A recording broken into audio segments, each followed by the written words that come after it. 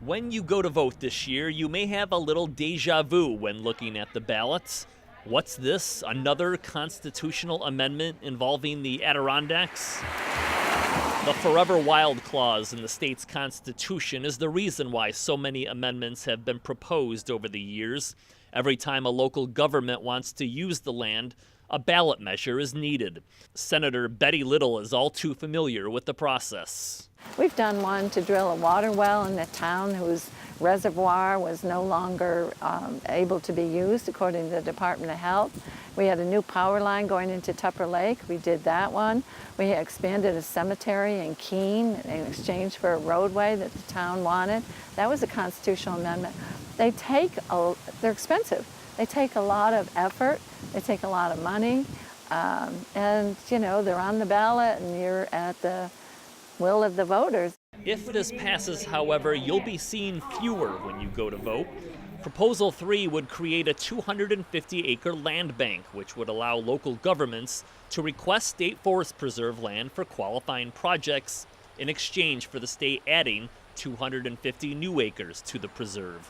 The measure would also allow for bike paths, sewer, electric, telephone, and broadband lines within the width of the road.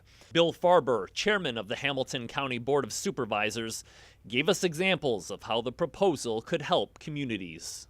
We've got a circumstance on the north side of Piseco Lake. We've got 3 state campsites, a lot of summer traffic, people walking, biking along that stretch of road, kids, families. And so we tried to widen the road. It happens to be a county road on the north side of the lake. We were going to widen the shoulder. We worked with National Grid to move the poles back. National Grid couldn't get permission from DEC to even put anchors for the poles on the forest preserve as new installations, and 18 months later came back, took the poles out, and we've still got power poles along the edge of the blacktop. We were never able to widen the shoulder. Those are the kinds of health and safety issues that we're really trying to address. These are not big impact from a forest preserve standpoint, but they're a huge impact when you think about the safety of the community, when you think about the number of people traversing that road in the summertime when those campsites are full, those types of things. We've got a broadband issue where we've got 3 miles of fiber that connects Newport Telephone Company to Frontier. The county is able to use it as part of our 911 dispatch system, but they can't open it up and use it for a public purpose. So those 2 phone providers can't provide redundancy for each other. So it's great to have an emergency services system that is backed up. But if people's individual phones are down because those phone systems don't have redundancy, you lose a lot of the advantage of that 3-mile length. So it's those kinds of practical problems that made us proponents for this from the start. This is the Middleton Bridge in Warren County, about 20 to 30 minutes north of Lake George. For a lot of the stakeholders, this has really become the poster child of why they need Proposal 3 passed. What they want to do is tear this bridge down and build a new one just up the road where the majority of the population lives. But they can't because technically it's in the forest preserve. So really this bridge has sat here for 7 years while we try to figure out how we're going to do this. If it's successful in November, we would be able to access, we would need less than 2/10 of an acre out of the 250 acres that are set aside for the Adirondacks and Catskills for this project. So you can see where it's a very little impact, and the net result is no net loss to the forest preserve. Stakeholders gathered in Scroon Lake this week to talk strategy.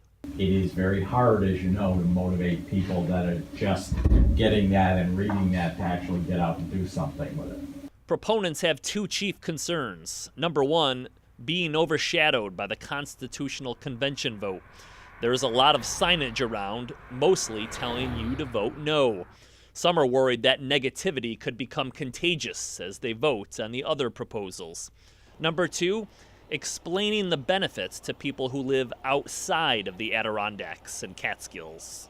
Politics is driven by what you can put on a lawn sign, what you can put on a bumper sticker, a headline, what you can tweet. It's hard to really articulate complex problems and the need for this amendment. And therefore, a lot of us think one of the most compelling things about this amendment is the fact that there's no real opposition and sort of the really, really broad, diverse group of stakeholders that support this amendment is almost a story in and of itself in terms of explaining how important it is and how well thought out and well reasoned it is. With 6 weeks to go before Election Day, stakeholders know they have to get their message out now. Everyone is for it. We just have to make sure that those people vote and that people understand what proposal number 3 is, and they know that it's a good thing for the Adirondacks and the Catskills, and for all the people in the state who want to visit the Adirondack and Catskills.